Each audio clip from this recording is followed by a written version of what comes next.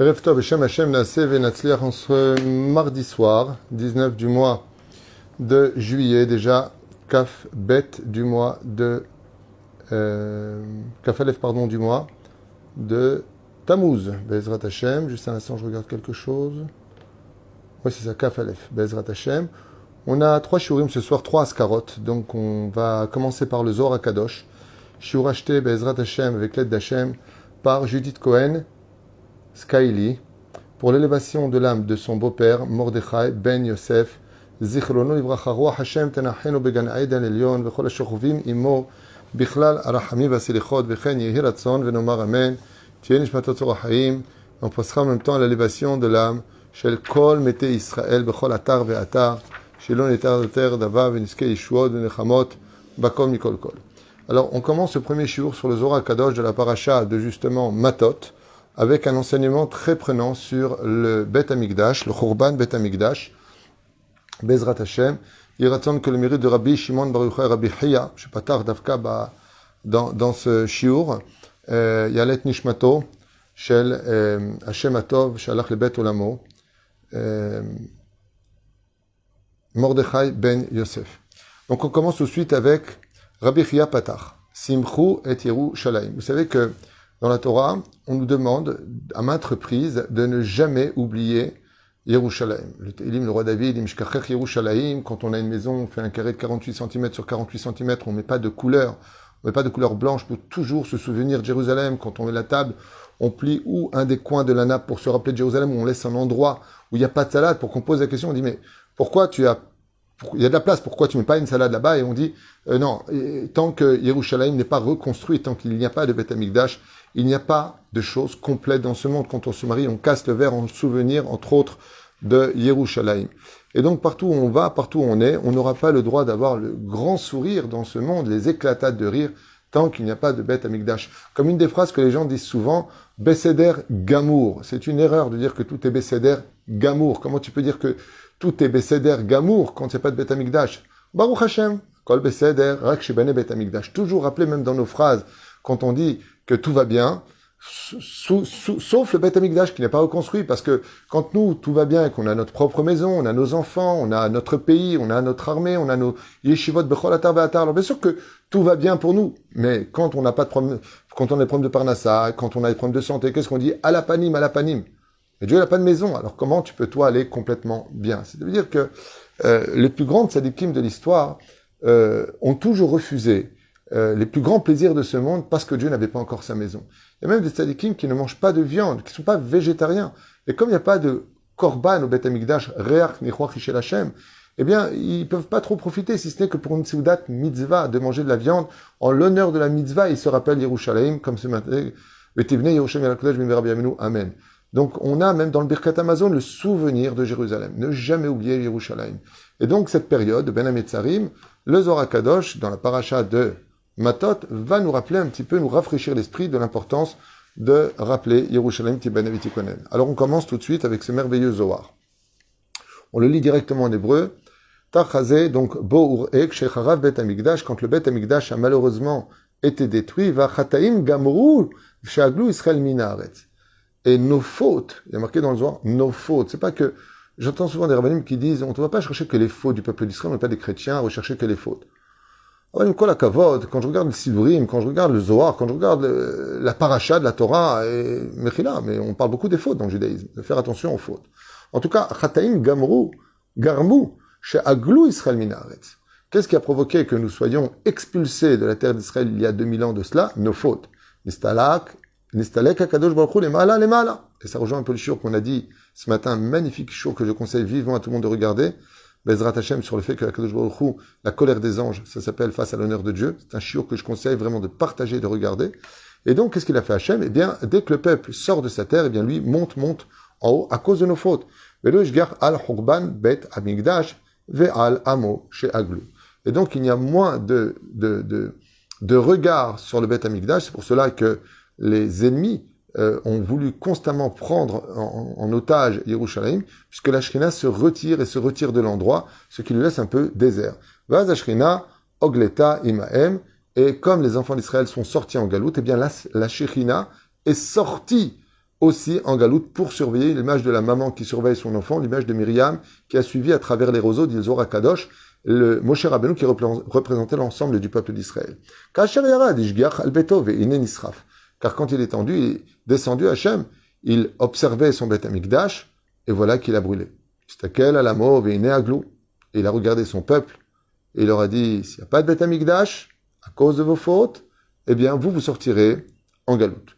Sha'al al-Agvira, donc Sha'al al-Agvira, Dainu Ashrina. Donc on a posé la question maintenant à la Shrina, Vehi Ogleta. Et on a posé la question, quand on renvoie les enfants, on renvoie la mère avec. On peut pas laisser la mère ici et les enfants là-bas. Vous savez qu'il n'y a pas une chose pire au monde que de prendre les enfants pour une maman. Enfin, à l'époque, aujourd'hui, il y a même des mamans qui se débarrassent, mais bon. Alors, les divorces, je veux dire par là qu'il y a des femmes qui se battent pour que c'est le père qui ait la garde et pas eux. Az Baikra Hashem Elokim Tsevakot Bayom Haou Lifri ou Misped ou Kolcha Velachagor Sak. Et c'est pour ça que la Shrina a dit, et elle a demandé, elle a dit, hey, vous vous rendez compte? Vous avez été renvoyés à la terre d'Israël, vous les enfants d'Israël, vous avez donc été en galoute, en digne de punition et non pas en digne de plaisir. Ken. Même comme je disais ce matin à quelqu'un, je lui ai dit, c'est l'histoire d'une femme merveilleuse, avec une beauté hors du commun, qui s'est mariée avec un mari. Et le mari n'arrêtait pas de mal se comporter avec elle. À la fin, cette femme, qui s'était jurée de ne jamais divorcer, a demandé à son mari de se remettre en question en dehors de la maison. Et qu'est-ce qu'a fait le mari? Au lieu de se remettre en question, il s'est fait une maîtresse. Et il est parti vivre avec la maîtresse. Et après 20 années passées, il revient en disant, je me suis remis en question avec la maîtresse. Et quand la femme le reçoit Bechazara en lui disant, j'espère que tu as compris la leçon, et qu'il n'y a pas mieux que moi, eh bien, la maîtresse n'a rien fait d'autre, de mieux, que de se faire des chirurgies esthétiques et de se rendre encore beaucoup plus belle et beaucoup plus agréable. Ce qui fait que le mari a passé son temps à faire des comparaisons entre la maîtresse et son épouse. Et voilà que Béhémet, quelque part, de façon légitime, la femme légitime était un peu dure, qu'elle voulait des preuves de l'attachement de son mari et de son changement, tandis que la maîtresse, qui elle n'était qu'une maîtresse, eh bien avait, vous savez, les maîtresses, elles ont toujours le meilleur rôle dans l'histoire du couple. Elles se tapent pas la machine à laver, les enfants, tout le balagan. Elles ont les cadeaux, les cinémas, les restaurants, c'est les maîtresses. Et ainsi la galoute, qui est la maîtresse du peuple d'Israël, pour les Juifs de France, les Juifs des États-Unis, les Juifs de Chine, de droite et de gauche, eh bien, de nos jours, la maîtresse, elle a décidé de se faire très jolie. Et la terre d'Eretz Israël, qui est notre épouse légitime, exige des garanties du peuple d'Israël que cette fois, on ne va pas faire de bêtises. Allez, on va être Shomer Shabbat, on va être Shomer Mitzvot, on va arrêter nos bêtises, on va tous s'aimer les uns les autres. Et ainsi de suite. Et la vie en Israël est très difficile. Par ce biais-là. C'est que quand on revient chez sa femme, cette femme a besoin de garanties. Tu m'as fait du mal, tu reviens à la maison, montre-moi que cette fois, tu vas me choyer, tu vas m'aimer, j'ai besoin de garanties, je veux que tu m'aimes pour moi. Car Omrim Rabotenu Alam Shalom. Israël, c'est la Kala, le peuple d'Israël, c'est le Khatan. La galoute aujourd'hui, comme on est en train de revenir sur la terre d'Eretz Israël, eh bien, elle se fait encore plus belle. Elle va te donner encore plus d'avantages, je reviens là-bas, c'est beaucoup plus facile la vie, et je vais te donner des aides et des aides. Et c'est vrai que ça aide, c'est vrai que c'est bien. Mais la bouche s'ouvre. Je retourne en France, c'est trop difficile en Israël, la vérité c'est une terre de malades, je supporte pas la mentalité.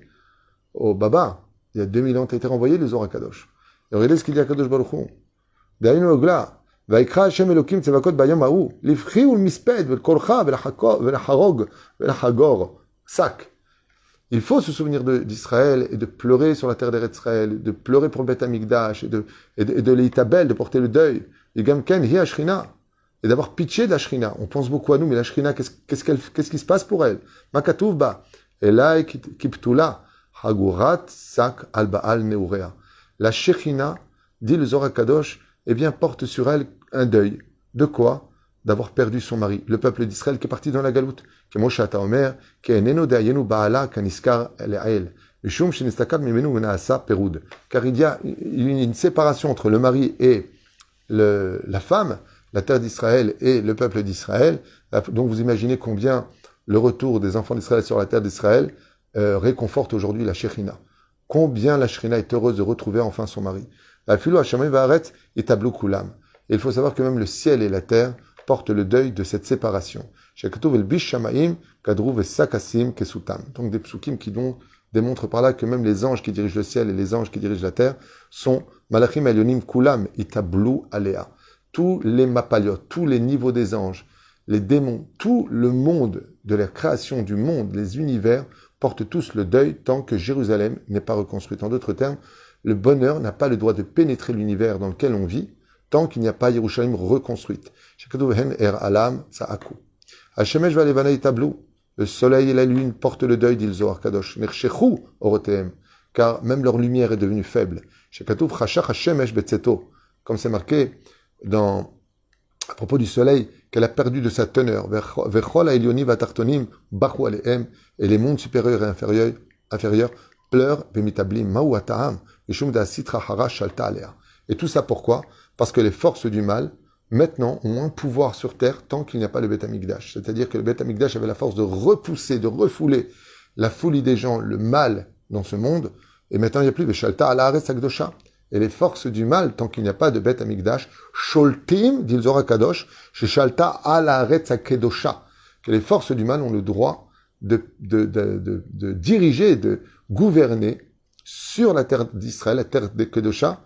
Eh bien, le mal a le droit de l'ishtolel, il a le droit de s'exprimer et de posséder, d'une certaine façon, la terre. Donc on comprend pourquoi c'est très dur en Israël, qu'on a peur pour l'éducation, qu'on a peur pour les influences, et ainsi de suite.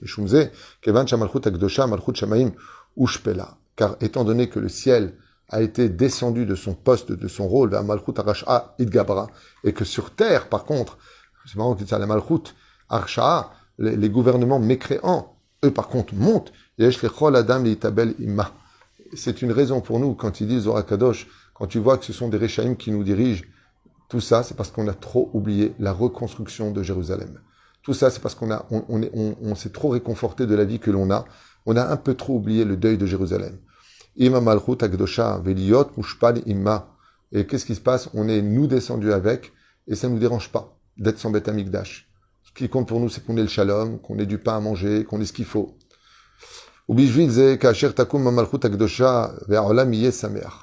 ce qu'oublient les gens, c'est que quand reviendra le moment de la Géoula et que se lèvera la Malchut HaKedosha, que le Beth Amikdash sera d'une certaine façon reconstruit, comme c'est marqué dans Masechet Sukkah, dans Masechet Rosh Hashanah, Achloket, à savoir est-ce que le Beth Amikdash va descendre en feu, comme c'est marqué dans Yecheskel, tu l'as pris du feu et tu le reconstruiras du feu. Est-ce qu'il va descendre de feu ou est-ce qu'on va reconstruire le Beth Amikdash? D'ailleurs, Rashi, Akadosh, donne deux explications un petit peu contraires. D'un côté, Rashi dit que le Beth Amikdash va descendre de feu, donc on n'aura pas besoin de le construire. Les Baalei Tosafot donnent eux un autre tam qu'on va le reconstruire. Le Rambam dans le Chot Melachim dit qu'on va le reconstruire. C'est le rôle du Mashiach de reconstruire avec nos mains le Beth Amikdash. Et de l'autre côté, Rashi dit dans Yecheskel que nous allons apprendre les mesures du Beth Amikdash. À quoi ça nous servirait donc d'apprendre les mesures du Beth Amikdash si de l'autre côté on ne va pas le reconstruire? Apparemment, on fera les deux.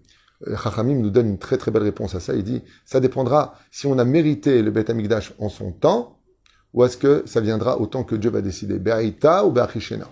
Est-ce que c'est nous qui allons provoquer la Géoula, ou est-ce que la Géoula viendra de toute façon? Si on mérite la Géoula, il descendra de feu. Si Be'achishena, Be'aïta, comment ça va se passer? Alors, on va le reconstruire. Et il y en a qui disent, on va commencer à construire les fondations, et Dieu va descendre le Beth Amikdash. Ma réponse est qui vivra verra. En tout cas, il y a toutes les idées dans ce domaine. Aolam yeh samer. Il dit quand tu auras le Beth Amikdash, dit le Zohar Kadosh, Aolam yeh samer. Pas que les Juifs, le monde entier sera heureux de la reconstruction du temple. Ismach gam ou ima shekatuv sisu ita masos kolem itablim alea. Et qui seront ceux qui profiteront le plus à ce moment-là de la Géoula et le plus de la joie de la reconstruction du temple? Ce sont particulièrement tous ceux qui ont porté le deuil de la perte du temple, la période de Ben Hametzarim que nous avons aujourd'hui, du 17 Tammuz jusqu'à Tcha B'Av, ceux qui ont pleuré le Beth Amikdash pendant le Tikkun Chatzot, ceux qui ont toujours eu une petite pensée. Par exemple, tu fais une Chanukah de Bayit, tu viens d'acheter une belle maison, partout où tu es, mais tu as un petit soupir en disant « Rota verabotai » Baruch Hashem, moi j'ai mérité d'avoir un toit aujourd'hui, mais Dieu n'a toujours pas de toit, alors il ratson que ma maison soit assez sainte pour que la Shrina puisse résider parmi nous. Comme avait dit le Rabbi de Lubavitch, quand Dieu a détruit son temple, il avait dit le Rabbi, eh bien, il s'est consolé en disant, moi, le Père, si j'ai plus de maison, ben, j'irai vivre chez mes enfants. Et pour cela, il faut que les enfants et une maison qui sont convenantes pour la Shrina. La Shrina ne réside pas où il y a des disputes, la Shrina ne réside pas où il y a des colères, la Shrina ne réside pas où c'est sale, la Shrina ne réside pas où il n'y a pas de Torah, la Shrina ne réside pas s'il n'y a pas de Kedusha, s'il y a de grands plasmas. On pense toujours l'endroit de la télévision, où est-ce qu'on va mettre le plasma qui fait 15 mètres sur 15 mètres. Et un Kadosh Baruch Hu, tu ne peux pas lui faire un carré de 48 sur 48. Et la Reine Bezrat Hashem, que dans toutes nos joies, on est toujours en souvenir, pendant au moins une fraction de seconde, Yerushalayim Abnouya, que Dieu reconstruit son Beth Amikdash, qu'on pense un petit peu à la Shrina Gdosha, parce que le Beth Amikdash aura pour signification de réinstaurer la vérité sur terre, de chasser la Touma, l'impureté, et de faire apparaître enfin la grande Kedusha, tellement attendue du peuple d'Israël. Baruch Adonai Leolam Amen Amen. Et vous avez tout de suite un shiur dans 5 minutes qui va commencer sur la bouche qui part en guerre, un sujet très important et intéressant de la paracha de Matot, qui dure pas longtemps, mais qui vaut vraiment le coup d'être étudié. Kol Tuv ou Leitraot.